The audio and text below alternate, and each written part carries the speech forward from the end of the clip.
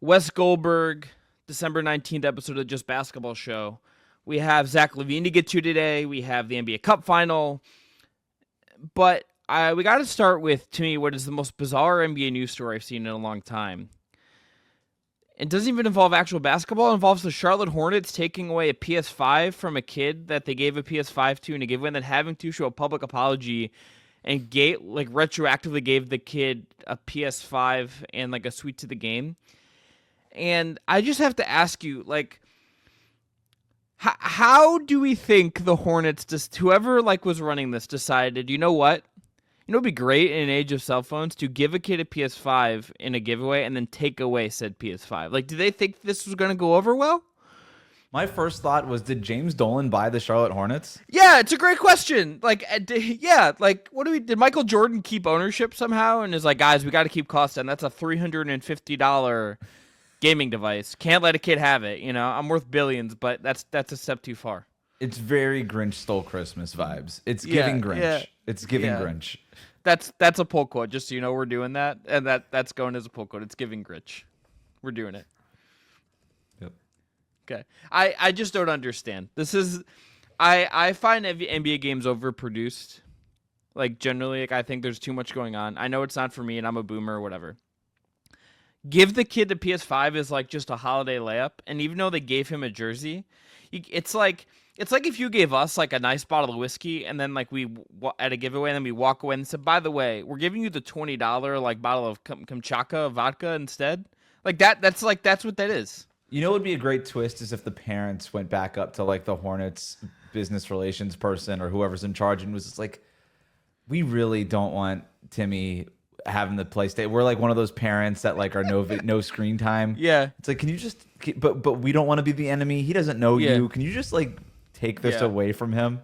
Yeah. It would be like the I think you should leave episode where he convinces the waiter to come over and tell his date that she can't hog all the cheesy parts of the nachos. Yeah. Yeah, that's right. This is Charlotte Hornets. We thought you were better than this. No, we I'm didn't. taking back. I kind of did. Charles Lee, new ownership. True. And That's fair. And yet they're We like thought you 11 were- game. Yep. One step forward, two steps back, Charlotte. Just give the kid a damn PS5. Just, you know, what are we doing? All right, it's probably a tax write-off for the business, honestly, for being honest about it. I know not that much. Regardless. All right, on today's show, Zach LaVine to the Nuggets, NBA Cup. Let's dive in.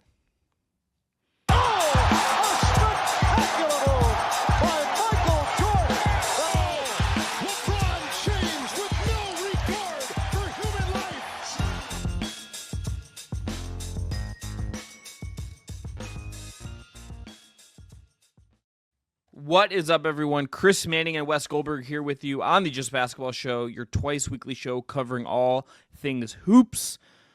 As always, you can find us on Spotify, Apple Music, or Apple Podcasts, YouTube, wherever you get your podcasts. Find us on X, Instagram, TikTok, Blue Sky, all there, all your social media platforms. Find the show more. But today's episode is brought to you by BetMGM.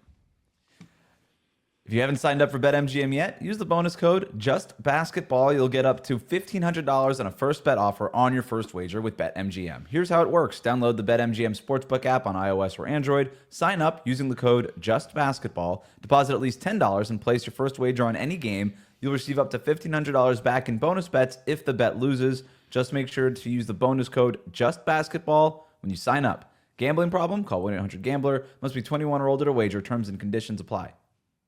Also got to tell you about our friends at Homage. Homage is the ultra-comfortable specialty apparel company with NBA and WNBA licenses that uses vintage-inspired designs to pay homage to the greatest stories, traditions, and figures across sports, music, and popular culture. Use our link below, make your purchase, and support the Just Basketball Show. Their starter collection is A+.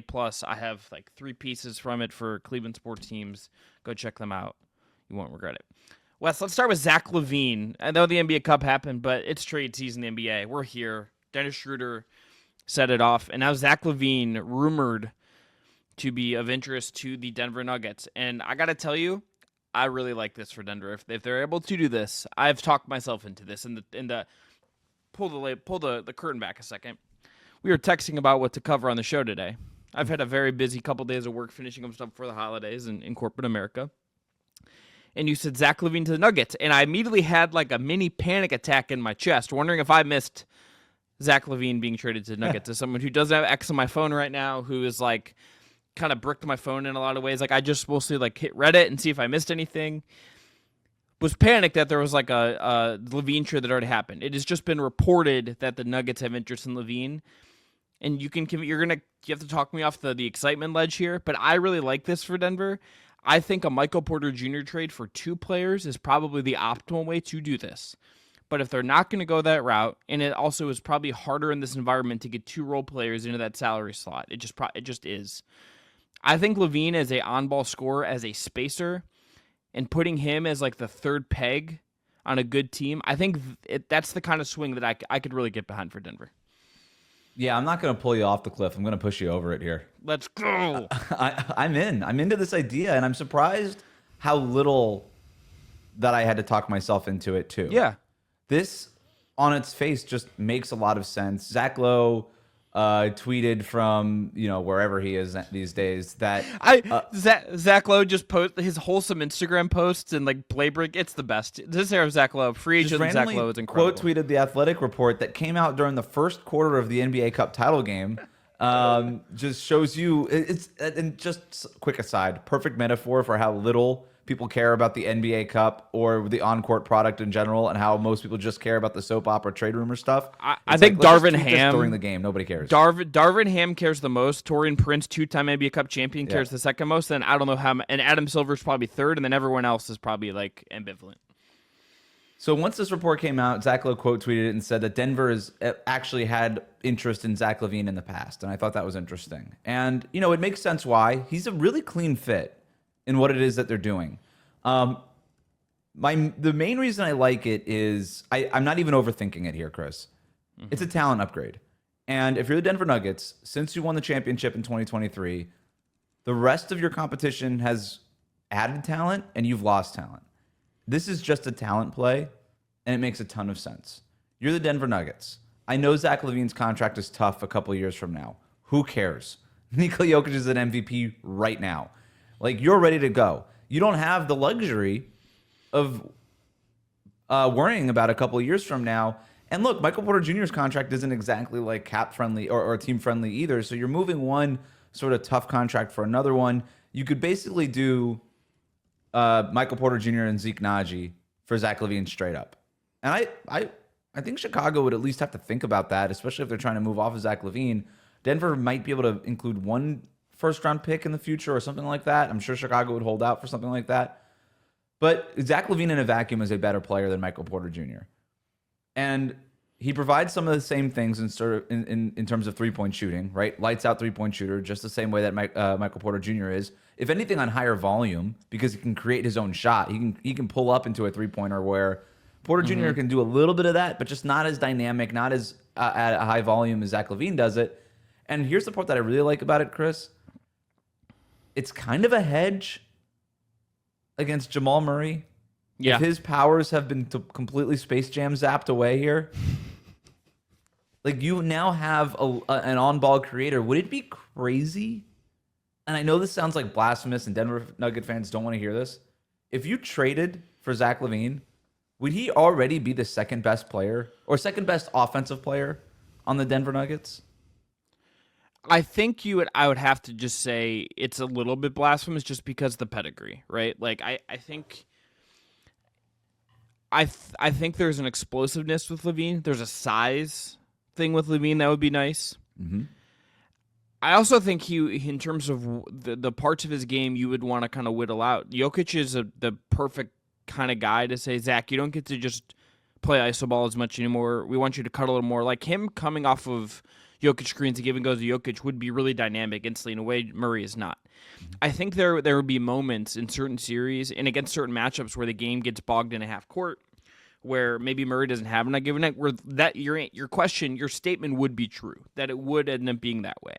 I mean, if you're thinking about them playing, let's say they're playing Oklahoma City, like the other best team in the West, you're going to need multiple perimeter creators on their own to attack that defense. You just are.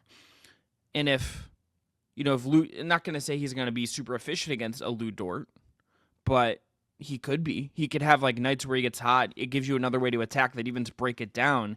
It's almost necessary to have this kind of alternative to Murray. Porter Jr. has a lot of pluses. I like him, even if the Bulls are in this rebuilding phase, Wes.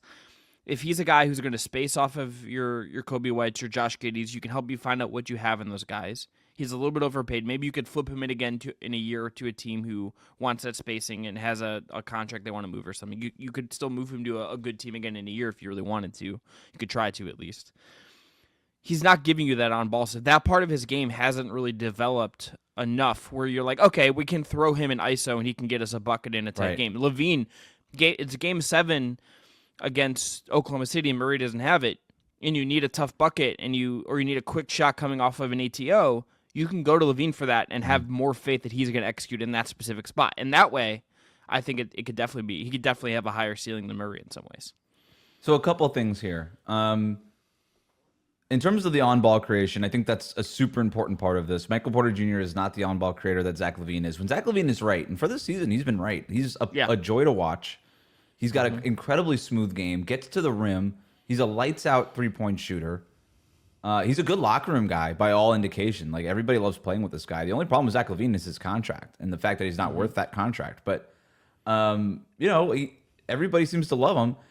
And I think you're seeing a little bit of this. So Denver played the Sacramento Kings the other day, and it was a really fun fourth quarter. Denver ends up escaping with the win. And they were kind of toggling between the Jamal Murray, Nikola Jokic pick and roll, and Christian Brown was out in that game, so they started Russell Westbrook. So they were toggling between Murray, Jokic pick and roll with Westbrook out on the wing, and then Westbrook, Jokic pick and roll, and Jamal Murray out on the wing. And the second one worked, but it did sort of limit Jamal Murray as sort of a spot-up shooter and took away that beautiful two-man game between him and Jokic. Whereas you had that beautiful two-game between him and Jokic when it was him and when they were running the pick and roll, but then nobody was defending Russell Westbrook because nobody's defended him in years from the three-point line. No. Getting Zach LaVine in that Russell Westbrook spot changes a lot of that, doesn't it? And so now it's adding fuel to the fire that is your Jokic and Jamal Murray two-man game. I think that's helpful. And then it's also, Murray, you could imagine LaVine and Jokic playing a good two-man. Like, Jokic is the Tom Brady of the NBA. It's like, just put a guy with him. He's going to have a career year. It's like, oh my God, I didn't even know that Wes Welker was capable of 1,000 yards receiving and 10 touchdowns. LaVine, this feels like LaVine's like Randy Moss in New England Right. era. Like, yeah, exactly. It's blasphemous to compare Zach LaVine to like one of the best receivers of all time. LaVine's not going to go down as one of the best players of all time. Probably not. But it's like, what if I put this freak athlete with the best decision maker we have in the league right now? No, it's a good call. It's Randy Moss, Aaron Hernandez. No, sorry. Is it like I didn't want to say Antonio Brown either because that was kind of the one I thought of, but I was like, I don't want to compare anyone to Antonio Brown. Work? Anyway, yes, it's a great. There's a reason why you see guys like Bruce Brown, Jeff Green. Just go down the list. All these guys who have career years with Jokic, playing next to Jokic. Even Russell Westbrook right now. Like, this is the best version of this version of Russell Westbrook that we've seen, right? And so there's a reason why that's so. The other part of this that I like is Denver has slipped defensively in a way that is kind of alarming. Yes. Part of that is because they've lost a lot of their good defenders over the last couple of years. The other part is that Jokic just hasn't been as good defensively. Like, he was sort of trending towards above average defensively over these last couple of years. And this year he's kind of taken a step back, but it's because he has to play 38 minutes a night and do everything on offense. Of course, there's going to be slippage on that other end. You add LaVine, a guy who can just create his own shot without Jokic, and then maybe there's some returning dividends on the defensive end of the ball too for Jokic. Yeah, Denver's 13th in defense. You kind of would like to see them get bumped up in the top 10 to feel great about, I think, their title chances as an indicator. And MPJ as a defender, I think it's fair to say he's improved, but I don't feel, and look, I'm not going to sit here and tell you I've watched every single possession and granularly broke this down, but watching them when I have and catching their games and paying attention to it, I don't feel like MPJ has improved and hit another level defensively since the finals run when he was probably at his best defensively. When it was markedly improved how he's defending shots, contesting shots, being like a more aware NBA player. I don't think he's hit that other level where he's become like a good defender. And he hasn't or I shouldn't say good defender, like a great defender. He also hasn't added that on ball, that creation that you might want him to really, if you're not gonna get this like this the switch army knife stuff isn't gonna come. You can maybe want him to develop on the on ball, and he's kind of. It's maybe unfair to say he's plateaued, and because he's going into his prime. There's maybe still another level for a guy that has the talent that he has, but it doesn't feel like he's improving at the rate fast enough to give the Nuggets exactly what they need right now. That's how I look at it. I think that's fair. He has gotten a little bit better in terms of on ball creation and just like getting guys involved. I think that might just be him. The game slowing down for him within the Denver Nuggets ecosystem. Where it just feels like, oh, like this happens, and like A happens, and now I know B happens, and C will be open, right?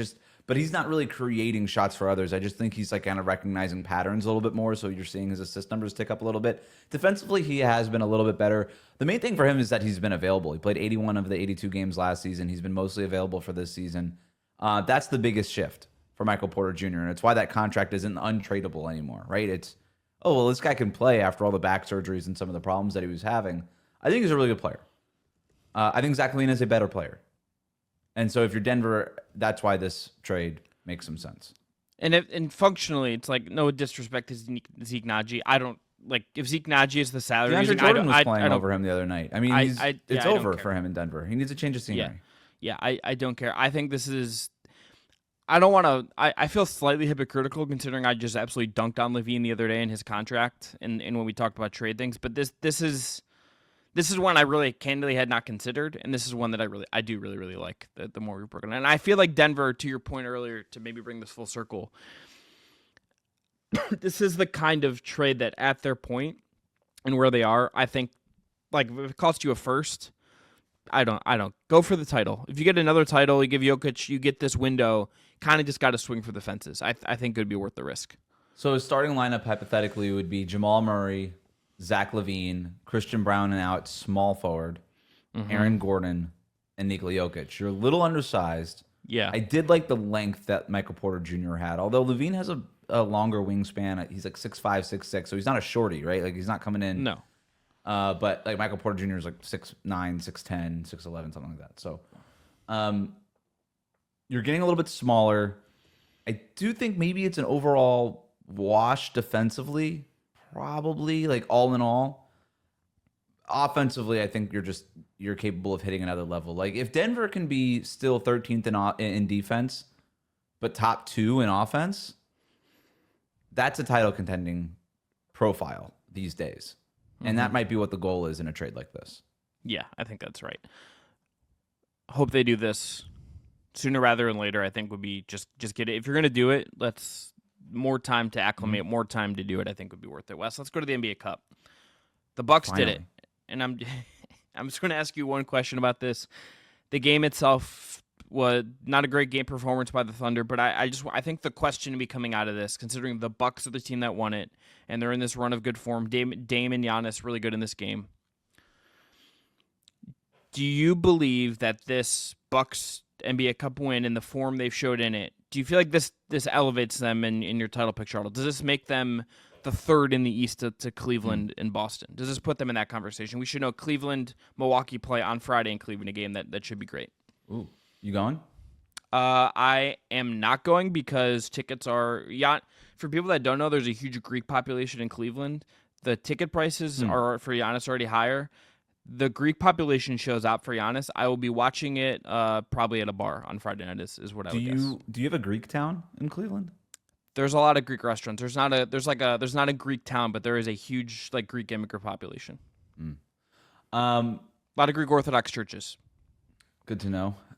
So to answer your question, the NBA, them just winning the NBA Cup does not make me change my thinking about the Milwaukee Bucks, but I am buying into them. Their NBA Cup win was a culmination of what's been about a month and a half of turning the tide on their season. Over the last 15 games, they're 8th in net rating. That doesn't include the NBA Cup game, right? Because that doesn't count toward the stats. So over the last 15 games prior to the NBA Cup, they're 8th in net rating.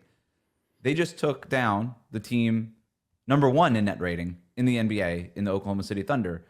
All of this shows to me that this is a real team that we have to take seriously. Like, this is not the team anymore that started the year 2-8. Doc Rivers, to his credit, has done an awesome job. He had a quick hook on the guys that couldn't play. Pat Connaughton took Trent Jr. out of the starting lineup. He's added Andre Jackson Jr. into the starting lineup. No more Marjan Beauchamp, who's just unplayable. You took, he's elevated AJ Green in the rotation. He's been really helpful for them.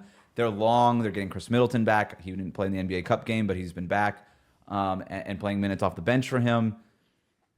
For them, I just think that the Milwaukee Bucks are flatly better. And as loud as the first couple of weeks of the season was with the Giannis trade rumors and is Damian Lillard going to last the whole season in Milwaukee? Do they have to blow this thing up? Maybe a lot of people are still assuming that those are these Milwaukee Bucks and maybe tuned out on them. No, they've been really good. They've been top 10 in offensive and defensive efficiency over those last 15 games. They've, by all accounts, been a top 10 team in the NBA. Now, would I take them over the Boston Celtics, the Cavaliers, the Knicks, to answer your question, Chris? I don't know that I would go that far yet, but I'm taking them seriously. They have worked their way back from bottom of the Eastern Conference standings with Philadelphia to back into the inner circle of legitimate championship contenders. That's where they are. And when Giannis is playing like this, he is this. I remember getting on the show with you and talking about, hey, like Giannis, the numbers are good, but I don't feel him the same way. There's no oomph to his game. I'm not seeing the leadership from him. He has completely changed that. He is playing with oomph. He was so locked in during the NBA Cup. He is being a leader on and off the court. He's leading by example. He's leading with his voice. You hear all these quotes coming out about how they're rallying around him. And yeah, this is a dangerous team, especially with Giannis playing at an MVP level. Like, there's going to be, I don't know that I would take them over Boston, New York, or Cleveland. Giannis would be the best player in all of those matchups. Not close. And that in and of itself is really dangerous. I can see a Giannis MVP in the cards way more than I could a month ago. Mm-hmm. The way that, number one, it's the way 1A and 1B with him and Jokic right now. Yeah, I think that's right. And I think you're seeing this feels like something of an evolution of Giannis to me. Not in terms of how he's playing, but the leadership of Giannis. I mean, there was a really big Jamal Collier story on ESPN that caught my eye. That it seems like he's being a louder leader in the locker room. He's being a little, using that gravitas that he inherently has as one of the best players on planet Earth, as the steward of that franchise. When you have guys like Bobby Portis saying, like, he's the guy that's been with him in the trenches, in the finals, been around him several years, that it's a different kind of leadership from him. I think that is right. And it feels like Doc Rivers, I think, has done a really, has just been solid. Like, he's not ever going to be, I think, anyone's favorite coach, but he's been pulling the right buttons, you meant, with the starting lineup changes. And then you get Giannis caring and Giannis leading in through that way. That's going to trickle down to the rest of the roster. When a star player buys in like that, when a star player is giving a fuck like that, that just matters to me. Like, when I'm thinking about what a team can be, I'm not to compare him and Embiid. This isn't Embiid's fault, but the way that the lateness for stuff and some of the complaining over time, you don't really get that from Giannis. Where he didn't allow this sunk and it could have doomed their whole season. He said, "F this, this isn't happening for us," and they've gone the completely other direction. There is something to just the attitude of this team has shifted in a big way, and if they can keep Middleton healthy and back, and they just keep relying on the stars that they have, it's absolutely a team that if they're the 3 seed and you're Cleveland in the 2, you're like, fuck, we have to play Giannis in round 2. For the Bucks, it's like, fuck, they end up as the 4 seed. We have them in round 2. That's gonna scare the shit out of you to have to deal with that guy. They absolutely could end up being in the East Finals and the NBA Finals at the end of the year. I think it's totally in the cards for them in a way I didn't think it was a month ago. Yeah, I think there's something in terms of Giannis's leadership. I love that in that Collier story on ESPN, he also did a sit down with the Athletic before. He was talking about, before they won the NBA Cup, before the game, how much this meant to them, how much they needed to win this game to prove to themselves and everything else that, they can win something, that they can accomplish something. Think about it. Giannis and the Milwaukee Bucks, they haven't accomplished anything since 2021.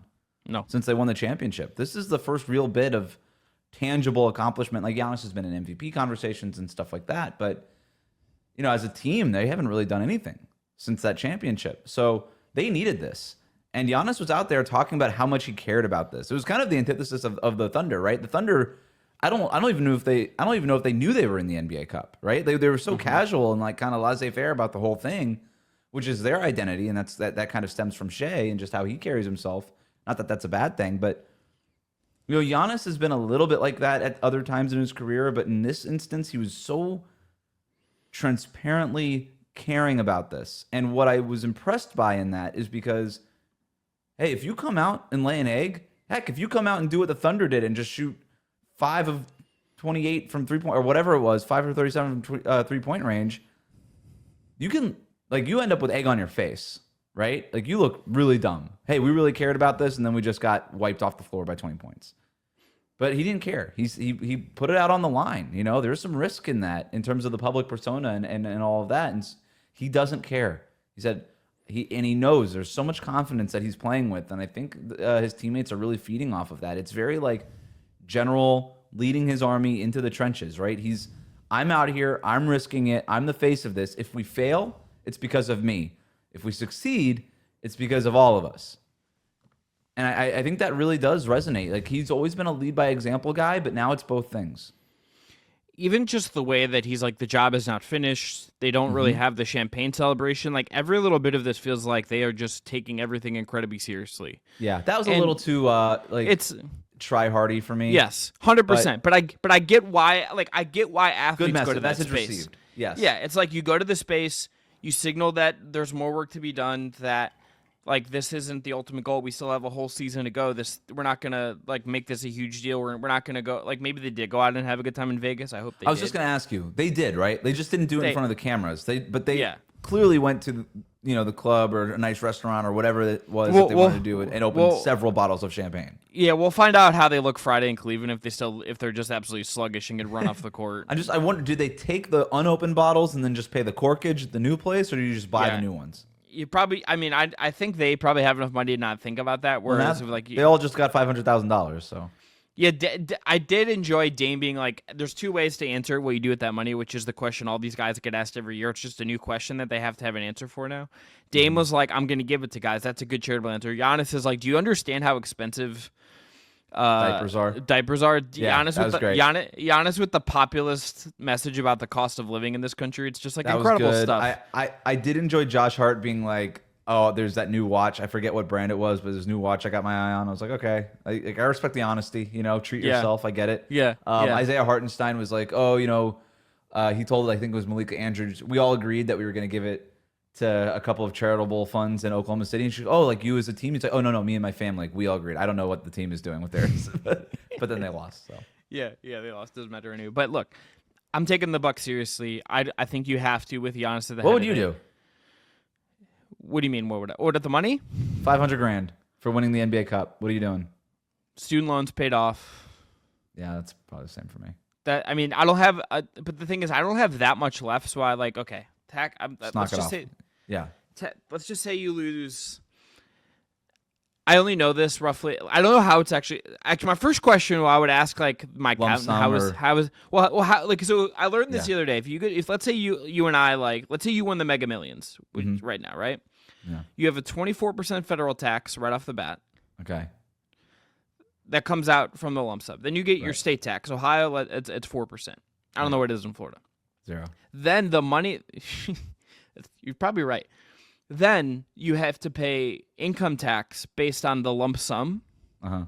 So I didn't realize we were going to do a whole economics course. Wes, I work for a bank. This is what my brain has turned into. My first question would be like, how is this $500,000 taxed? But I would pay off my student loans, and then I'm probably just putting the rest because $500,000. If I had their money, I'm buying something stupid. If I had my money in this current situation, that's going into I'm putting a huge down payment on a home. $10,000 to a Submariner. Yeah. I'm also going to the sickest dinner possible too as well. I'm taking 10 of my friends and we're going to the best dinner I can go to. Yeah, bone-in, dry-aged, the works. Yeah. All right. How much is that bottle of wine? Don't care. Right. Yeah. Give but me that. Secretly, I'm like, hey, Screaming Eagle cab. Let's go. Yeah. Yeah. So this is how we're doing it. There's also, I bet you, like Giannis, like in like Dame in that situation, it's like Dame just got a lifetime Adidas contract. Yeah, he's good, man. Yeah, but like the 15th guy in that roster is probably like, hell yeah, brother. Like, this is great for me. Do losers get nothing extra? No, you Just their you game make check? something. I can't remember the amount. You make something for getting to the semifinals, and then something else for getting to the NBA Cup, but you don't get the full 500,000. Yeah, okay, something. MVP odds right now. Giannis is at plus 600. Here's the top 5. Tatum's at plus 1300. Luka's at plus 750. Giannis at plus 600. SGA at plus 240. Jokic minus 105. No, those Giannis odds are awesome. Now's the time. Bet MGM plus 600. Do it. And then honestly, I don't mind Luka at plus 750, but Giannis at that value right now, it's him and I saw Chris. I had to turn in my fake ballot to Bontemps for the ESPN straw poll. Whoa! Big time Goldberg over here in the Bontemps poll. Look at this guy. This guy. It was like, I don't know, maybe it was yesterday afternoon, so before the game. I had Jokic at 1. Mm-hmm. I had Giannis at 2. And he responded to everybody afterwards, if you guys want to change your picks, you still have time. And I said, no, I'm good with Jokic at 1, Giannis at 2. I'm still good. I'm good with that. But it's really hard. It's 1A and 1B and everybody else. The fact that SGA has better odds right now is crazy. Like it's just best team and the best record in the West, that kind of stuff. And look, I don't want to take anything away from SGA. He's 3rd on my ballot, my fake ballot right now. Yeah. But to me, it's Jokic, it's Giannis, it's 1A, it's 1B. If you want to vote Giannis right now for MVP, I could not come up with a valid argument why. I just thinking who's having the best season so far. And so far, it's been Jokic. But a week from now, it could be Giannis easily. Yeah. The narrative for a Giannis MVP win is right there. And even record-wise, I was looking at the standings before we started recording. They have 3. So they're 14-11. The Magic are 17-11. They have 3 games in hand on the Magic. Like, that means they're going to have a busier rest of the season in a very minor sense. But, like, they have the opportunity at some point to just make a huge run in the standings. And, they're every team is chasing. They're a game and a half out of 3rd right now. They're a game and a half out of 3rd. I don't think they're catching Cleveland or Boston unless one of those teams just has a big injury fall off. But there's a real window for them to get to the 3rd seed, for the narrative for Giannis to be there, and then we're looking at him getting another MVP at the end of the season, and them being in the Eastern. Like, the best case scenarios for this team are fully on the table now in a way they weren't a month ago. And if the stats were even right now with Jokic and Giannis, just keep them the same through now to the end of the year.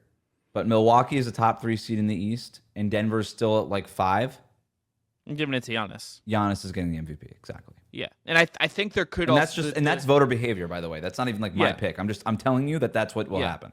Yeah, there's also still like the Jokic is getting another one thing that will come around again. It is inevitable with him, and Giannis and SGA and Luka, but it feels like Giannis and SGA are the 2 most likely guys to benefit in the voting from some of that voting behavior. Wes, last thing today. Adam Silver spoke. The major thing that he said is that the NBA is looking into critiques of the increased 3-point volume in the league. You can go find the full quote. I'm not going to read that to you. That's boring podcasting. What I do want to just say is that my stance is that this stuff gets overblown, and then if every team actually wanted to copy the Boston Celtics, they would. It's just actually harder to do than the person who complains about this seems to believe. I'm not saying that there isn't something a little bit more homogenous about modern NBA than there might have been before. But I also do think this stuff does get a little bit overblown because it's not like every team is running the same shit if you really are watching it. Not every team can just do what the Celtics does or the teams that take a ton of threes does because they don't have the personnel, they don't have the scheme, they don't have the stars. I understand that there's maybe some tweaks you could make, but at the same time, like, I don't think this is like an epidemic that's actually killing the league. The proof of what you just said is the Charlotte Hornets. They're literally trying to do what the Boston Celtics did. Their coach came from that staff, and because they don't have the personnel, they can't do it. They're getting up the threes. They're just not winning a bunch of games the way that the Celtics are. So that much is true. Um, I understand Adam Silver as the owner, as sort of the guy in charge of this thing. You have to take the fan concerns seriously. 100%. And if your consumer is telling you that they don't like the product, then they have to take that stuff seriously. My question is, why are you taking this seriously and not all the other complaints that they have about your product? Number one being there's just too many games, but that's a whole other conversation. I can think of it off the top of my head, at least three things that I would say are like a bigger deal than this. We've already seen an initiative by the NBA going back to the end of last season, just allowing defenses to be a little bit more physical. And we've actually seen offensive ratings go down. Everybody's complaining about the three-point shooting and the scoring in the offense. Offensive rating on average is down versus last year. So I take that for whatever that is. But I don't know. I think there is some merit to the idea of making a dramatic change, even if Adam Silver is telling you that he's not for it. The idea of pushing back the three-point line, if you just think about it, I probably am not in favor of it, but it makes some sense if you consider just the way players these days are so much better at shooting threes. Like, if the idea is that the three-point shot was to reward a player for great shooting, and then pushing it back as players get better at three-point shooting logically makes sense, right? And so if that's something that Adam Silver wanted to consider, I wouldn't be against it. And I don't know how. Do you just push it back a foot, half a foot, a foot and a half? Like, I don't know whatever they would come up with would be. I don't know that you have to get rid of the corner three entirely. I'm not sure I'm there yet. I also would experiment with maybe something in terms of narrowing the blocks, right? Getting rid of some of the 5-second rule, like getting rid of some of these things that prohibit teams from posting up, things that they implemented because teams were posting up too much, right? Make it create more of an incentive to throw it down to your 7-footer in the low post, because when that's going, that's a really efficient shot. But the league is kind of, because of the rules they've implemented, exercise that out of the game in terms of its efficiency. So I think there's things that they can do as the game evolves. The NBA has a long history of that. I'm not totally against any of that stuff. And logically, it does make some sense here. But this Adam Silver quote about we're looking into things that whatever, I don't know. It was a lot of word salad that didn't mean much to me. But it does make sense that the league would be looking into this.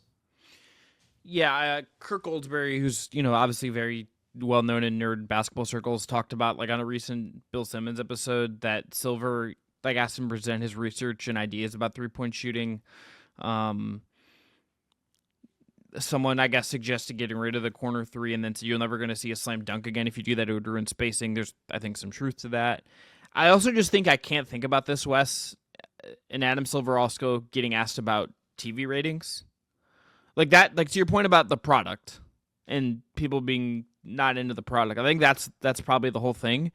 There is probably just some fear of, in his head as like a business executive, thinking our ratings are down. We already signed these big deals, but we have to explain to Amazon, who gave us a shit ton of money, to ESPN, who re-upped with us for a shit ton of money, to NBC, who's getting back into business with us for a shit ton of money, like that we're going to be able to deliver over the course of this deal. So we continue to like grow the game in some way. Like, I think that's probably where this is coming from. I tend to think like we are in this era where like we tweak so much in sports, where sometimes and I'm not, again, I don't want to sound like snooty saying this, but it's like I do think there's more nuance in the way like the Cavs or the Grizzlies play, with lots of cutting, lots of interior stuff, that it's not all just homogenous. I get why it feels that way, but I think those are sometimes lazy critiques that I sometimes think the league is bad at explaining itself. I think we're also in this era where like the league is a little bit bad at explaining what's going on sometimes. The players just don't really want to do it anymore in some ways, and I get why, but I think there's just like a communication breakdown here on like what the league actually is right now, I think. I guess. I also don't know that the casual fan cares about how they're getting to their threes. Yeah. Or I know it's not just like high pick and roll, come off the screen, shoot the three. It's not that way everywhere. And actually the league is getting further and further away from that. But it's also like in the NFL, like nobody cares like what kind of routes you're running. Are you doing 4 verticals? Or are you running a bunch of, middle posts? And then like nobody cares. Like if every NFL score ends up being 42-38, nobody cares how you got there. Just the scoring is crazy, right? Mm-hmm. And so if the fans are telling you, hey, it's too many, like I'm just sick of watching all these guys hoist up threes. Like case in point is Anthony Edwards, man. Anthony Edwards is a better player now than he was last season. Nobody is disagreeing with that. And if you're a Minnesota Timberwolves fan, you love the fact that he just came into the season with a pull-up three-point shot. But he's not as fun to watch anymore. That much is clear. He's just turned into everybody else.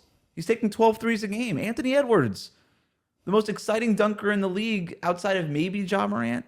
The guy with like that Michael Jordan-esque post-up stuff, with that mid-range stuff that helped power the Timberwolves to a Western Conference Finals appearance. He just sort of, and again, it's case in point. Like it's just the three-point shot is almost too easy for these guys because this was a guy who was not taking a high volume of threes last year at an efficient clip, and he decided in one summer, I'm going to just do this now, and then came back and just said, yep, I just stole Damian Lillard's shooting form, and now I can do this. And maybe that's a one-off because he's just insanely talented and crazy. Yeah, I think it probably is. But the fact that he was able to do that is also insane.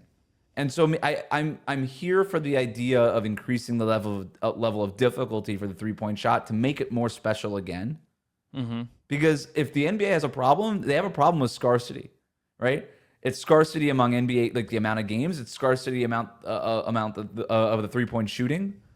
Like everything is just in so much abundance now at the most extreme levels that I don't blame a fan from just kind of becoming numb to it all. Last thing I'll ask us, we'll get out of here. Just give me your answer. They're talking about moving the NBA Cup away from Vegas, at least for semifinals. Mm-hmm. What's your city pick? So my understanding is not that they were going to move it away from Vegas, but that they were just going to return it to the home arenas. Oh, okay. Well, I'm asking you to pick a city. I misunderstood this, and I can't read, apparently. Alaska. Honestly, sounds great. Hawaii. Let's put it back. Let's go back to Hawaii. This is also a fake problem. This is a problem that emanates from all the reporters who have boots on the ground in Vegas, and they're like the energy here is dead. And it's like, what, on a Tuesday night in Las Vegas? That's crazy. Yeah, I don't know I don't really know what people expected. Vegas is like no fans. Summer League also bumps because everyone knows just to show up and have a good time, and it's also like a lot of Laker fans, but it's also summer in Las Vegas, so people are just there to like vibe out. This is a little bit different than that. And it's hard to plan ahead, right? Like you don't know if your team's going to be in that. So if you're a Thunder fan or a Bucks fan, of course you're not going to be there on a Tuesday night in Vegas because you've got a job. You know, you haven't taken the time off. Like you're not flying to Vegas for this.